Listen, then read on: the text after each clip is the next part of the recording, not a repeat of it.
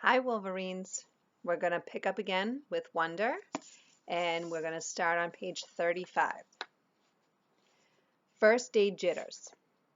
Okay, so I admit that the first day of school I was so nervous that the butterflies in my stomach were more like pigeons flying around my insides. Mom and Dad were probably a little nervous too, but they acted all excited for me, taking pictures of me and Via before we left the house since it was Via's first day at school too. Up until a few days before, we still weren't sure I would be going to school at all. After my tour of the school, Mom and Dad had reversed sides on whether I should go or not. Mom was now the one saying I shouldn't go, and Dad was saying I should. Dad had told me he was really proud of how I'd handled myself with Julian and that I was turning into quite the strong man. And I heard him tell Mom that he now thought she had been right all along. But Mom, I could tell, wasn't so sure anymore. When Dad told her that he and Via wanted to walk me to school today too, since it was on the way to the subway station, Mom seemed relieved that we would all be going together. And I guess I was too. Even though Beecher Prep is just a few blocks from our house, I've only been on that block a couple times before. In general, I try to avoid blocks where there are lots of kids roaming around. On our block, everybody knows me and I know everybody. I know every brick and every tree trunk and every crack in the sidewalk. I know Mrs. Grimaldi, the lady who's always sitting by her window, and the old guy who walks up and down the street whistling like a bird.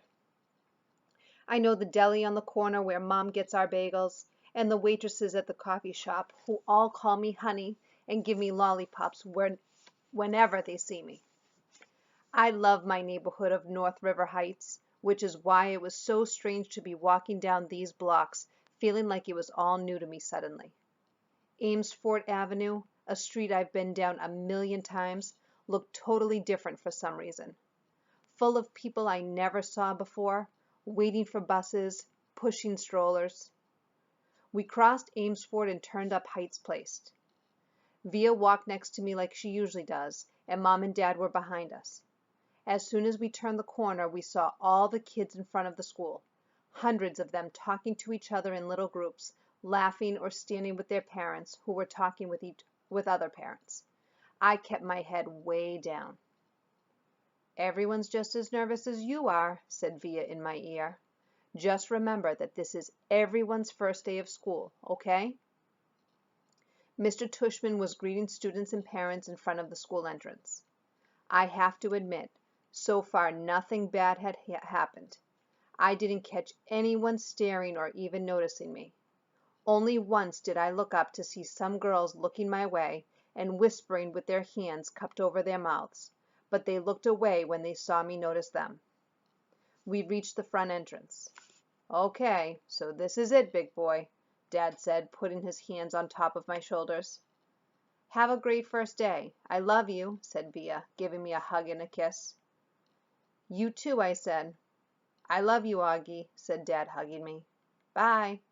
Then Mom hugged me, but I could tell she was about to cry, which would have totally embarrassed me, so I just gave her a fast, hard hug, turned, and disappeared into the school. Locks. I went straight to room 301 on the third floor. Now I was glad I'd gone on that little tour because I knew exactly where to go and I didn't have to look up once. I noticed that some kids were definitely staring at me now. I did my thing of pretending not to notice. I went inside the classroom and the teacher was writing on the chalkboard while all the kids started sitting at different desks. The desks were in a half circle facing the chalkboard, so I chose the desk in the middle toward the back, which I thought would make it harder for anyone to stare at me. I still kept my head way down, just looking up enough from under my bangs to see everyone's feet. As the desks started to fill up, I did notice that no one sat down next to me. A couple of times someone was about to sit next to me, then changed his or her mind at the last minute and sat somewhere else. Hey, August. It was Charlotte, giving me her little wave as she sat down at a desk in front of the class. Why anyone would ever choose to sit up way up front in a class, I don't know. Hey, I said, nodding hello. Then I noticed Julian was sitting a few seats away from her talking to some other kids. I know he saw me, but he didn't say hello. Suddenly, someone was sitting down next to me. It was Jack. "What's up?" he said, nodding at me. "Hey, Jack," I answered, waving my hand, which I immediately wished I hadn't done because it kind of felt uncool. "Okay, kids, okay, everybody, settle down," said the teacher, now facing us. She had written her name, Miss Pitocin, on the chalkboard. "Everyone find a seat, please. Come in," she said to a couple of kids who had just walked in the room. "There's a seat right there and right there." She hadn't noticed me yet. "Now, the first thing I want everyone to do is to stop talking and," she noticed me, "put your backpacks down and quiet down." She had only hesitated for a millionth of a second, but I could tell the moment she saw me. Like I said, I'm used to it by now. "I'm going to take attendance and do the seating chart," she continued, sitting on the edge of her desk. Next to her were 3 neat rows of accordion folders. "When I call your name, come up and I'll hand you a folder with your name on it. It contains your class schedule and your combination lock, which you should not try to open until I tell you to. Your locker number is written on the class schedule. But be forewarned that some lockers are not right outside this class, but down the hall, and before anyone even thinks of asking, no, you cannot switch lockers and you cannot switch locks. If there's time at the end of this period, we're all going to get to know each other a little better, okay? Okay." She picked up the clipboard on her desk and started reading the names out loud. "Okay, so Julian Albans," she said, looking up. Julian raised his hand and said, "Here," at the same time. "Hi, Julian," she said, making a note on her seating chart. She picked up the very first folder and held it out toward him. "Come pick it up," she said, kind of no nonsense. He got up and took it from her. "Zimena Chin?" She handed a folder to each kid as she read off the names. As she went down the list, I noticed that the seat next to me was the only one still empty, even though there were 2 kids sitting at one desk just a few seats away. When she called the name of one of them, a big kid named Henry Joplin, who already looked like a teenager, she said, "Henry, there's an empty desk right over there. Why don't you take that seat, okay?" She handed him his folder and pointed to the desk next to mine. Although I didn't look at him directly, I could tell Henry did not want to move next to me, just by the way he dragged his backpack on the floor as he came over, like he was moving in slow motion. Then he plopped his backpack up really high on the right side of the desk, so it was kind of like a wall between his desk and mine. "Maya Markowitz," Miss Pitocin was saying. "Here," said a girl about 4 desks down from me. "Miles Nouri?" "Here," said the kid that had been sitting with Henry Joplin. As he walked back to his desk, I saw him shoot Henry a "poor you" look. "August Pullman?" said Miss Pitocin. "Here," I said quietly, raising my hand a bit. "Hi, August," she said, smiling at me very nicely when I went up to get my folder. I kind of felt everyone's eyes burning into my back for the first few seconds I stood in the front of the class, and everybody looked down when I walked back to my desk. I revisited spinning the combination when I sat down, even though everyone else was doing it, because she had specifically told us not to. I was already pretty good at opening locks anyway, because I've used them on my bike. Henry kept trying to open his lock, but couldn't do it. He was getting frustrated and kind of cursing under his breath. Miss Pitocin called out the next few names. The last name was Jackwell. After she handed Jack his folder, she said, "Okay, so everybody write your combinations down somewhere safe that you won't forget, okay? But if you do forget, which happens at least 3.2 times per semester, Mrs. Garcia has a list of all the combination numbers. Now go ahead, take your locks out of your folders and spend a couple of minutes practicing how to open them, though I know some of you went ahead and did that anyway." She was looking at Henry when she said that. "And in the meanwhile, I'll tell you guys a little something about myself. And then you guys can tell me a little bit about yourselves and we'll get to know each other. Sound good? Good." She smiled at everyone, though I felt like she was smiling at me the most. It wasn't a shiny smile like Mrs. Garcia's smile, but a normal smile like she meant it. She looked very different from what I thought teachers were going to look like. I guess I thought she'd look like Miss Fowl from Jimmy Neutron, an old lady with a big bun on top of her head. But in fact, she looked exactly like Mon Mothma from Star Wars Episode 6, haircut kind of like a boy's, and a big white shirt kind of like a tunic. She turned around and started writing on the chalkboard. Henry still couldn't get his lock to open, and he was getting more and more frustrated every time someone else popped one open. He got really annoyed when I was able to open mine on the first try. The funny thing is, if he hadn't put the backpack between us, I most definitely would have offered to help him. Around the room. Miss Pitocin told us a little about who she was. It was boring stuff about where she originally came from and how she always wanted to teach, and she left her job on Wall Street about 6 years ago to pursue her dream and teach kids. She ended by asking if anyone had any questions, and Julian raised his hand. Yes, she had to look at the list to remember his name. Julian? That's cool about how you're pursuing your dream, he said. Thank you.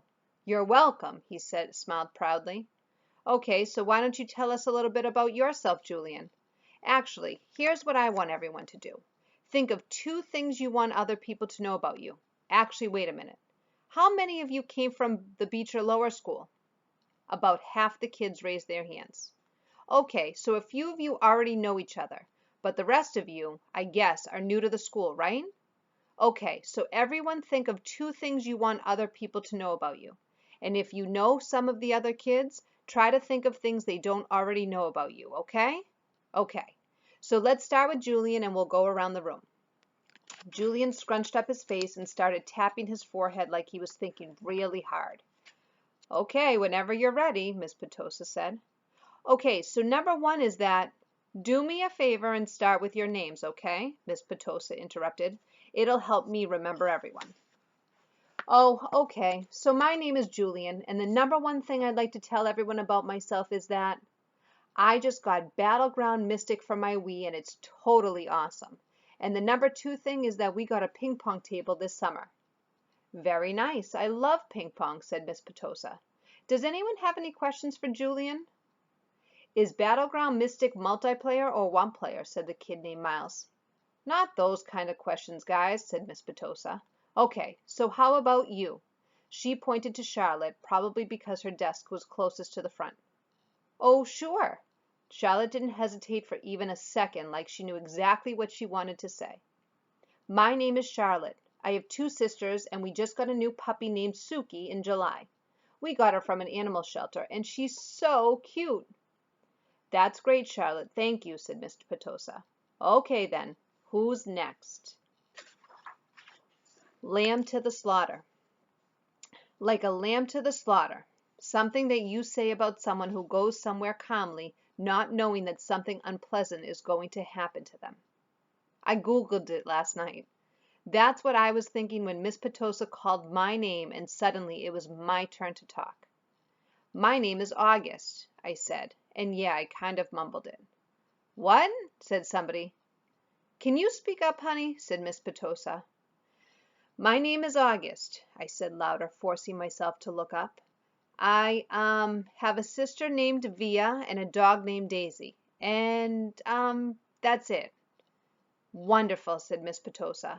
Anyone have any questions for August? No one said anything. Okay, you're next, said Miss Pitocin to Jack. Wait, I have a question for August, said Julian, raising his hand. Why do you have that tiny braid in the back of your hair? Is that like a Padawan thing? Yeah, I shrugged, nodded. What's a Padawan thing? Said Miss Pitocin, smiling at me. It's from Star Wars, answered Julian. A Padawan is a Jedi apprentice. Oh, interesting, answered Miss Pitocin, looking at me. So are you into Star Wars, August? I guess, I nodded, not looking up because what I really wanted to do was just slide underneath the desk. Who's your favorite character? Julian asked. I started thinking maybe he wasn't so bad. Jango Fett. What about Darth Sidious? He said. Do you like him? Okay, guys, you can talk about Star Wars stuff at recess, said Miss Pitocin cheerfully, but let's keep going. We haven't heard from you yet, she said to Jack. Now it was Jack's turn to talk, but I admit I didn't hear a word he said.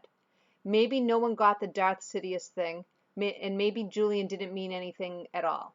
But in Star Wars Episode 3, Revenge of the Sith, Darth Sidious's face gets burned by Sith lightning and becomes totally deformed. His skin gets all shriveled up and his whole face just kind of melts. I peeked at Julian and he was looking at me. Yeah, he knew what he was saying.